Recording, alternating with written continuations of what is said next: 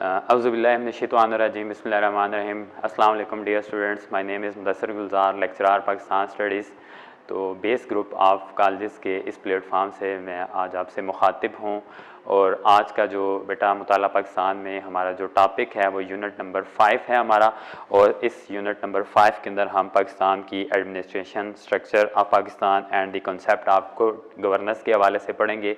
तो unit number 5 है हमारा और आज का जो हमारा टॉपिक है वफाकी पार्लियामेंट की साख। वफाकी पार्लियामेंट की साख के हवाले से हम पाकिस्तान की जो एडमिनिस्ट्रेशन का जो स्ट्रक्चर है फेडरल गवर्नमेंट के हवाले से, इसमें आज हम जो है वो वफाकी पार्लियामेंट की साख के टॉपिक को पढ़ेंगे। और जैसे ही डियर स्टूडेंट्स, जैसा कि आपको मालूम है, जब हम पार्लियामेंट का नाम लेते हैं तो पार्लियामेंट के दो हाउसेस हैं, दो ऐवान हैं। सेनेट जो है वो ऐवान बाला है, अपर हाउस, और कौमी असम्बली जो है उसको हम लोअर हाउस यानी कि ऐवान ज़ेरी का नाम देते हैं। तो वफाकी पार्लियामेंट की साख में सबसे पहले स्टूडेंट्स आज हम डिस्कस करते हैं कौमी असम्बली को, जो कि पाकिस्तान की पार्लियामेंट का लोअर हाउस है।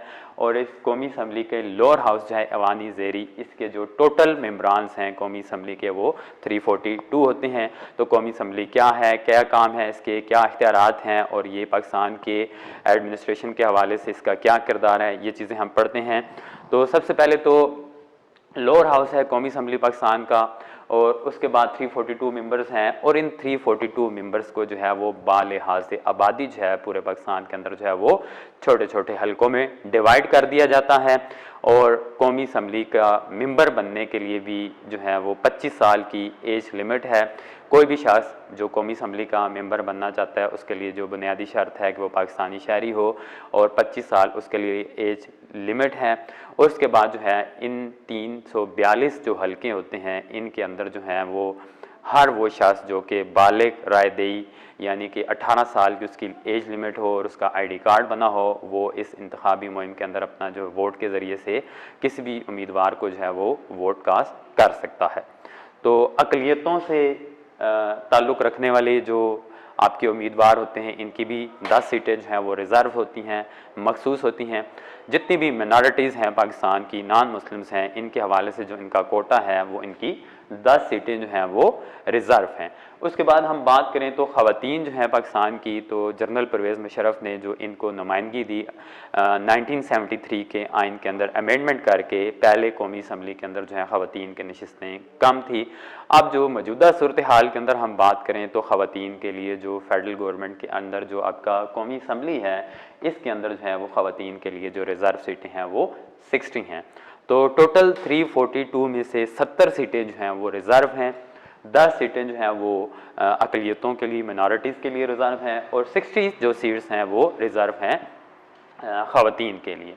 उसके बाद जो है हम बात करते हैं कि पाकिस्तान का हर वो शहरी जिसकी उम्र 25 साल हो कौमी असम्बली का उम्मीदवार बन सकता है, जो बुनियादी शर्त है, पहले भी डिस्कस किया हमने ये। उसके बाद कौमी असम्बली के इजलास की जो शख्स जो है वो सदारत करता है, जो इसकी नुमाइंदगी करता है, जो आप देखते हैं कि सबसे ऊपर जो है कौमी असम्बली के टॉप पे जो सीट पे जो बरजमान होता है शख्स, उसको जो है हम कौमी असम्बली के इजलास की सदारत करने वाले शख्स को हम स्पीकर कहते हैं। और इसकी मावनत के लिए जो है एक डिप्टी स्पीकर होता है। फॉर एग्जांपल अगर स्पीकर कौमी असम्बली जो है किसी वजह से कौमी असम्बली के इजलास के अंदर जो है वो नहीं आता, उसकी नुमाइंदगी नहीं करता, या वो बीमार है या किसी फॉरेन कंट्री के टूर पे गया हुआ है, तो उसकी गैर मौजूदगी में फिर कौमी असम्बली के इजलास की सदारत करने वाला जो शख्स होगा वो डिप्टी स्पीकर होगा। उसके बाद जो है हम बात करते हैं कि कौमी असम्बली के अंदर जो है वो वज़ीर आज़म का इंतखाब भी किया जाता है। तो ये 342 मेंबर्स जो हैं अपने दरमियान में से जो है एक शख्स को एज आ प्राइम मिनिस्टर जो है वो चुनते हैं। तो 342 मेंबर्स जो हैं ये कौमी असम्बली के अपने दरमियान में से एक शख्स को प्राइम मिनिस्टर जो है वो चुनते हैं। और प्राइम मिनिस्टर का इंतखाब कैसे होता है कि कौमी असम्बली के अंदर जो आपकी ज़्यादा मैंडेट रखने वाली पार्टी होती है, एक कैंडिडेट उसका होता है वज़ीर आज़म के लिए उम्मीदवार होता है, एक जो उम्मीदवार होता है वो आपका अपोजिशन की जानिब से होता है।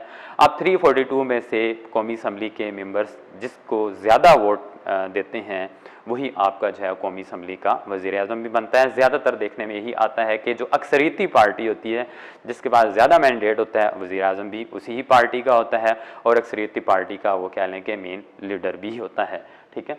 उसके बाद वज़ीर आज़म का इंतखाब जो है 342 मेंबर्स करते हैं। इसके बाद हम बात करते हैं कौमी असम्बली की जो टोटल मुद्दत है वो 5 साल होती है। फॉर एग्ज़ाम्पल अगर 2020 में कौमी असम्बली के इलेक्शंस होते हैं तो ये 5 साल के लिए आइन के अंदर जो मुद्दत है कौमी असम्बली की वो 5 साल है। इसके बाद जैसे ही 5 साल मुकम्मल होंगे तो कौमी असम्बली की मुद्दत ख़त्म होगी और दोबारा से इलेक्शंस कंडक्ट होंगे। अगर कोई दोबारा MNA जो है वो अपनी नशिस्त पे अपने हल्के से जीतता है तो वो दोबारा कौमी असम्बली का मेंबर बन सकता है। इसके बाद हम बात करते हैं वज़ीर आज़म पाकिस्तान के इंतखाब के हवाले से। तो वज़ीर आज़म का जो ओहदा है फ़ेडरल गवर्नमेंट के हवाले से देखें तो बड़ा ही एक रिस्पेक्टेड और बड़ा ही जो है वो बाइख्तियार ओहदा है। मुल्की इंतज़ामिया का जो है वो हेड होता है फ़ेडरल गवर्नमेंट का वज़ीर आज़म आपका, और कौमी असम्बली के अंदर जो अक्सरियती पार्टी होती है उसका मेन कायद भी होता है।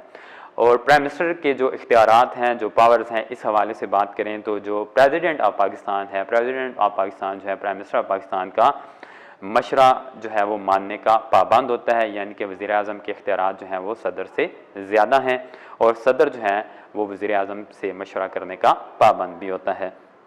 कौमी असम्बली का जो टोटल जो मुद्दत है कौमी असम्बली की वो 5 साल है, लेकिन सदर जो है वो वज़ीर आज़म के मशवरे से जो है वो कौमी असम्बली तोड़ भी सकता है, लेकिन इस सूरत हाल के अंदर जो है वो 90 दिन के अंदर अंदर दोबारा इलेक्शंस कंडक्ट करवाने का पाबंद भी होता है। कौमी असम्बली के इख्तियारात की बात की जाए तो कौमी असम्बली के अंदर जो है वो मालियात का जो शोबा है, फाइनेंस का, इस हवाले से जो कौमी असम्बली के इख्तियारात हैं वो काफ़ी वसी हैं। टैक्स के निज़ाम की बात की जाए तो मुल्क के अंदर कोई भी जो टैक्स है वो कौमी असम्बली की मंजूरी के बाद ही इम्प्लीमेंट किया जाता है। उसके बाद हम बात करते हैं कौमी असम्बली के वज़रा की। कौमी असम्बली के अंदर जो 342 मेंबर्स होते हैं, यही 342 मेंबर्स अपने दरमियान में से एक वज़ीर आज़म का इंतखाब करते हैं। जब वज़ीर आज़म का इंतखाब हो जाता है तो प्राइम मिनिस्टर ऑफ पाकिस्तान जो है अकेला जो है वो पूरी सल्तनत के जो अमूर हैं उनको नहीं चला सकते। इस हवाले से वो अपने वज़रा यानी कि अपने मिनिस्टर्स का इंतखाब करते हैं और हर जो वज़ीर होता है, हर मिनिस्टर जो है वो अपनी वजारत के हवाले से प्राइम मिनिस्टर ऑफ पाकिस्तान के सामने जवाबदेह होता है। जिस तरह आप देखें इंटीरियर मिनिस्टर अपने इंटीरियर मामलात के हवाले से प्राइम मिनिस्टर के सामने जवाबदेह होगा। आपका जो है फ़ॉरेन मिनिस्टर जो है अपने फ़ॉरेन के मामलात के हवाले से जो है मिनिस्ट्री ऑफ फ़ॉरेन अफेयर्स के हवाले से प्राइम मिनिस्टर के आगे जवाबदेह होगा। वफाकी जो आपका वज़ीर तालीम है वो अपनी तालीम के मामलात के हवाले से प्राइम मिनिस्टर के सामने जवाबदेह होगा। तो वज़ीर आज़म पाकिस्तान जो हैं अपने मिनिस्टर्स का जो इंतखाब है वो किस तरीके से करते हैं। 3 हिस्से जो हैं, 3/4 वज़रा जो हैं प्राइम मिनिस्टर जो है वो अपने कौमी असम्बली से लेता है, जबकि 1/3 जो उसके मिनिस्टर्स होते हैं उनका ताल्लुक सेनेट से होता है। फॉर एग्ज़ाम्पल अगर प्राइम मिनिस्टर ऑफ पाकिस्तान के 20 वज़रा हैं तो 20 के अगर आप 3 हिस्से करें तो 15 वज़रा जो हैं वो कौमी असम्बली से लेगा, जबकि एक हिस्सा यानी कि 20 का एक हिस्सा आप देखें तो 5 वज़रा जो हैं उनका ताल्लुक सेनेट से होगा, यानी कि 3/3 जो वज़रा हैं उनका ताल्लुक जो है वो कौमी असम्बली से होगा और 1/3 जो वज़ीर हैं प्राइम मिनिस्टर के वो उनका ताल्लुक सेनेट यानी कि अपर हाउस से अवाने बाला से होगा। मुल्की इंतज़ामिया के सरबराह यानी वज़ीर आज़म का इंतखाब कौमी असम्बली ही करती है, उसका तरीक़ाकार भी मैंने आपको बता दिया। इस तरह कौमी असम्बली को जो है वो मुकम्मल जो है पाकिस्तान के अंदर जो पाकिस्तान की एडमिनिस्ट्रेशन है उसके ऊपर जो है मुकम्मल कंट्रोल हासिल है, ठीक है। लेकिन कौमी असम्बली के हवाले से मैंने आपको बता दिया कि जो मालियात का शोबा है, फाइनेंस का शोबा है वो बड़ा स्ट्रांग है, ज़्यादा इख्तियारात हैं कौमी असम्बली के पास और कोई भी जो है टैक्स का सिस्टम जो है वो इसकी मंजूरी के बगैर जो है वो मुल्क में इम्प्लीमेंट नहीं हो सकता।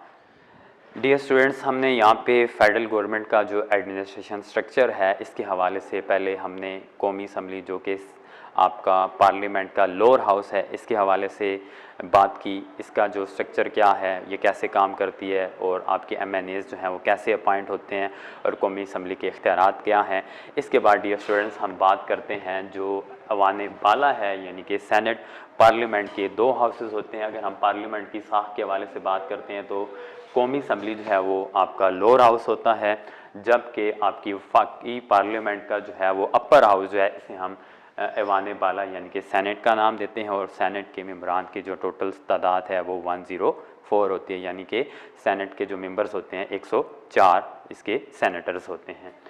तो सेनेट के हवाले से हम बात करते हैं तो सेनेट का जो इदारा है पार्लियामेंट का ऐवान बाला है, अपर हाउस है और ये सूबों का नुमाइंदा अवान है।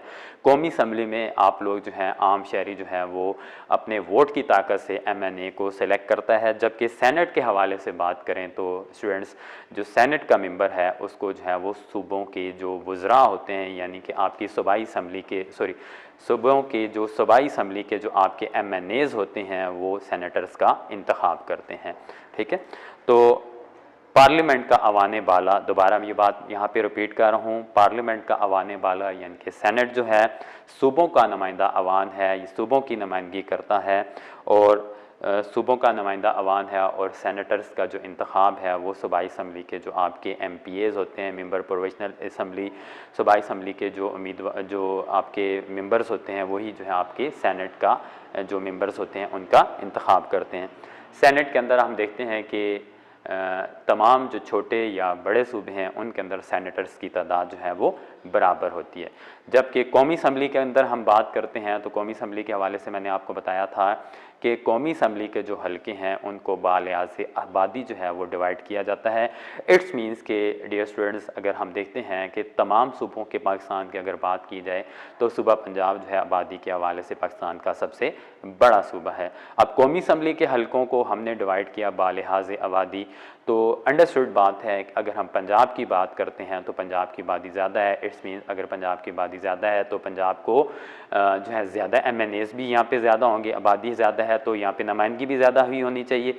तो पंजाब की आबादी ज़्यादा है तो यहाँ पे MNAs की तादाद भी ज़्यादा होगी। अगर हम बलूचिस्तान की बात करते हैं डियर स्टूडेंट्स तो बलूचिस्तान जो है एरिया के हवाले से देखें तो पाकिस्तान का जो है सबसे बड़ा सूबा है। रकबे के हवाले से 44% है पाकिस्तान के एरिया का, लेकिन वहाँ पे आबादी कम है। क्यों आबादी कम है? क्योंकि वहाँ पे ज़िंदगी गुजारने के लिए जो बुनियादी ज़रूरियात ज़िंदगी हैं उनकी कमी है, वसाइल की कमी है, वहाँ पे जॉब्स अपॉर्चुनिटीज़ कम है, इसी वजह से वहाँ पे आबादी भी कम है। इट्स मीन्स अगर पंजाब के MNAs की तादाद ज़्यादा है क्योंकि पंजाब के अंदर आबादी भी ज़्यादा है तो पंजाब के अंदर MNAs की तादाद ज़्यादा हुई। अगर हम बलूचिस्तान की बात करते हैं, हालांकि वो रकबे के हवाले से पाकिस्तान का सबसे बड़ा सूबा है लेकिन आबादी वहाँ पे कम है। इट्स मीन्स के बलूचिस्तान के MNAs की तादाद कम होगी। लेकिन कौमी असम्बली के अंदर तो आपकी जो नुमाइंदगी है MNAs की वो तो आबादी के हवाले से है। लेकिन अगर हम सेनेट की बात करते हैं तो सेनेट के अंदर जो है कोई छोटा सूबा है आबादी के हवाले से या कोई बड़ा सूबा है, कोई रकबे के हवाले से छोटा सूबा है या बड़ा सूबा है, लेकिन सेनेट के अंदर जो है तमाम सूबों की तादाद, तमाम सूबों का जो कोटा है सेनेटर्स का वो बराबर होता है। फॉर एग्जांपल अगर सूबा पंजाब से 20 सेनेटर्स हैं तो पंजाब से अगर 20 सेनेटर्स हैं, सिंध से भी 20 ही होंगे, KPK से भी 20 ही होंगे और बलूचिस्तान से भी 20 ही होंगे। यानी कि यहाँ पे जो आपकी नुमाइंदगी है सेनेट के अंदर वो बालिहाज आबादी नहीं है। सेनेट के अंदर चाहे कोई छोटा सूबा है या बड़ा सूबा है, यहाँ पे सेनेटर्स का जो कोटा है, तादाद है, वो चारों सूबों की इक्वल है। सेनेट का रुकन बनने के लिए जो है वो सेनेट के अरकान का जो इंतखाब है सूबाई असम्बली के मेंबर्स करते हैं। मैंने आपको इससे पहले बता दिया है, यानी कि सूबाई असम्बली के जो आपके MPAs होते हैं, मेंबर प्रोविजनल असम्बली, वो आपके सेनेटर्स का इंतखाब करते हैं। और सेनेट के इजलास की सदारत करने वाला जो शख्स होता है उसे यहाँ पे चेयरमैन कहते हैं। इसकी मामलत के लिए जो शख्स होता है उसे हम डिप्टी चेयरमैन कहते हैं। आप देखते हैं डियर स्टूडेंट्स के सेनेट के इजलास की जो सदारत करने वाला शख्स जो सबसे ऊपर सीट पे बरजमान होता है उसको हम सेनेट का चेयरमैन कहते हैं। तो जबकि कौमी असम्बली के अंदर हमने बात की थी कि कौमी असम्बली के अंदर जो कौमी असम्बली के इजलास की सदारत करने वाला शख्स होता है उसको कौमी असम्बली के अंदर हम स्पीकर कहते हैं और उसकी मामलत के लिए एक डिप्टी स्पीकर होता है। लेकिन यहाँ पे सेनेट में हम इसको नाम देते हैं, सेनेट के इजलास की सदारत करने वाला जो शख्स होता है चेयरमैन, और इसकी गैर मौजूदगी में अगर चेयरमैन जो है वो सेनेट जो है वो सेनेट के अंदर नहीं आता तो उसकी गैर मौजूदगी में जो है डिप्टी चेयरमैन जो है इसके सेनेट के इजलास की कार्रवाई को चलाएगा। उसके बाद हम देखते हैं कि सेनेट का मेंबर बनने के लिए जो शर्त है वो 30 साल है। सेनेट का मेंबर बनने के लिए जो एज लिमिट है वो 30 इयर्स है और इसके लिए जो दूसरी शर्त है वो सूबे का अपने जो है वो रजिस्टर्ड वोटर भी होना चाहिए। जबकि हमने कौमी असम्बली की बात की थी तो नेशनल असम्बली का मेंबर बनने के लिए जो एज लिमिट थी वो 25 ईयर थी और वो पाकिस्तानी शहरी भी होना चाहिए। लेकिन यहाँ पे हम बात करते हैं कि सेनेट का मेंबर बनने के लिए जो एज लिमिट है वो 30 ईयर्स है, वो अपने सूबे का रजिस्टर्ड वोटर भी होना चाहिए जिससे वो सेनेट का मेंबर मुंतखब होना चाहता है। उसके बाद स्टूडेंट्स जो कौमी असम्बली का मेंबर होता है हम उसे कहते हैं मेंबर नेशनल असम्बली यानी कि MNA। जो सेनेट का मेंबर होता है हम उसको सेनेटर्स कहते हैं। उसके बाद सेनेट के टोटल जो उम्मीदवार हैं, जो अरकान हैं 104 होते हैं, तमाम सूबों की नुमाइंदगी बराबर होती है। उसके बाद बेटा हम बात करते हैं कि सेनेट एक मुस्तकिल अवान है, सेनेट के जो मेंबर हैं वो मुस्तकिल होते हैं। जबकि हम कौमी असम्बली की बात करते हैं तो कौमी असम्बली का इंतखाब जो है वो 5 साल के लिए अमल में आता है। 5 साल के बाद जो है जैसे ही फॉर एग्ज़ाम्पल अगर 2020 के अंदर जो है आपकी कौमी असम्बली के इलेक्शन हुए हैं तो आइन के अंदर जो कौमी असम्बली की जो मुद्दत है वो 5 साल है और 5 साल के बाद दोबारा आपके इलेक्शन जो हैं वो कंडक्ट होते हैं। तो पूरी कौमी असम्बली जो है एक ही वक्त में आपके MNAs अपॉइंट होते हैं और एक ही वक्त में इनकी मुलाजमत जो है वो 5 साल ख़त्म हो जाती है। लेकिन हम सेनेट की बात करते हैं डियर स्टूडेंट्स, तो सेनेट जो है एक मुस्तकिल अवान है, मुकम्मल तौर पर जो है इसको बर्खास्त नहीं किया जा सकता। सेनेट के जो मेंबर्स हैं हर 3 साल के बाद जो है रिटायर्ड होते हैं। हर 3 साल के बाद जो है वो इसके मेंबर जो रिटायर्ड होते हैं, नए जो है वो हाफ जो मेंबर हैं वो रिटायर होते हैं और हाफ जो है दोबारा अपॉइंट होते जाते हैं। तो मुकम्मल तौर पर जो सेनेट के जो हमारे जो सेनेटर्स हैं, इसके जो मेंबर्स हैं, मुकम्मल तौर पे ये इदारा जो है वो ख़त्म नहीं होता। हर 3 साल के बाद जो है हाफ जो सेनेटर्स हैं वो रिटायर होते हैं और हाफ सेनेटर्स दोबारा जो हैं वो अपॉइंट होते हैं और टोटल जो मुद्दत मुलाजमत है वो सेनेटर्स की वो 6 साल है। अगर फॉर एग्ज़ाम्पल जो है सेनेटर्स आपके 2020 में कोई सेनेटर अपॉइंट होता है तो 2026 के अंदर जो है 2026 के अंदर जब इसके 6 साल मुद्दत मुलाजमत पूरी होगी तो वो रिटायर्ड हो जाएगा। इसके बाद अगर हम बात करते हैं कि वो सेनेटर्स जो कि 2017 में अगर अपॉइंट हुए तो उनके जो है 2023 के अंदर जो है वो 6 साल पूरे होंगे, यानी कि हर सेनेटर्स आपका जो है वो 6 साल ही पूरे करता है और 6 साल पूरे करने के बाद हाफ सेनेटर्स जो हैं वो रिटायर हो जाते हैं और हाफ जो है वो दोबारा अपॉइंट होते हैं। यानी कि ये सर्कल जो है वो चलता रहता है, मुकम्मल तौर पर जो है वो सेनेट का इदारा जो है वो बर्खास्त नहीं होता। मुल्क में कोई भी जो टैक्स है वो सेनेट की अप्रूवल के बगैर जो है वो इम्प्लीमेंट नहीं किया जा सकता। कानून साजी के हवाले से जो लेजिस्लेशन है इसके हवाले से जो सेनेट के इख्तियारात हैं वो कौमी असम्बली के बराबर हैं, यानी कि जितनी आपकी कानून साजी होती है या जो लेजिस्लेशन होती है कानून साजी के तमाम मामलात में सेनेट और कौमी असम्बली की जो इख्तियारात हैं, जो पावर्स हैं वो इक्वल हैं। ताम माली मामलात के हवाले से अगर हम बात करें, फाइनेंशियल मामलात के हवाले से जो है वो कानून साजी के अंदर हम देखते हैं कि सेनेट के जो इख्तियारात हैं माली मामलात के अंदर कौमी असम्बली के इख्तियारात जो हैं वो सेनेट से ज़्यादा हैं। फाइनेंशियल मामलात के अंदर सेनेट के जो इख्तियारात हैं वो कौमी असम्बली के जो इख्तियारात हैं वो सेनेट से ज़्यादा हैं। यानी कि फ़ाइनेंशियल मामलात के हवाले से अगर कोई बिल होगा तो उसके इख्तियारात जो हैं कौमी असम्बली के पास ज़्यादा हैं, सेनेट के पास कम हैं। सदर मुमलिकत की गैर मौजूदगी में अगर सदर पाकिस्तान, प्रेसिडेंट ऑफ पाकिस्तान जो है बैरून मुल्क के दौरे पे गए हुए हैं या किसी जो है वो कॉन्फ्रेंस में शरीक हैं, किसी मुल्क के टूर पे गए हुए हैं, तो प्रेसिडेंट ऑफ पाकिस्तान की गैर मौजूदगी में जो सेनेट के चेयरमैन होते हैं वो कायम मकाम सदर का जो फ़राइज़ हैं वो सर अंजाम देते हैं। लेकिन सदर मुमलिकत की अदम मौजूदगी में जो सेनेट का चेयरमैन होगा वो मुल्क के अंदर कायम मकाम सदर के फ़राइज़ जो है वो सर अंजाम देगा। तो डियर स्टूडेंट्स, आज हमने फेडरल गवर्नमेंट का जो स्ट्रक्चर है, कौमी असम्बली जो पाकिस्तान का अवाने ज़ेरी हैं, लोअर हाउस, उसको डिस्कस किया। उसके बाद हमने स्टूडेंट्स पार्लियामेंट का अवाने बाला यानी कि सेनेट के हवाले से हमने इसको डिस्कस किया। सेनेट के इख्तियारात क्या हैं, सेनेट के लिए शराइत क्या हैं, तो सेनेट के क्या इख्तियारात हैं। उम्मीद है डियर स्टूडेंट्स आज का टॉपिक आपको समझ आया होगा और इस टॉपिक से रेलिवेंट कोई अगर क्यूरी है, अगर आपको कोई चीज़ समझ नहीं आई तो आप कमेंट्स कर सकते हैं।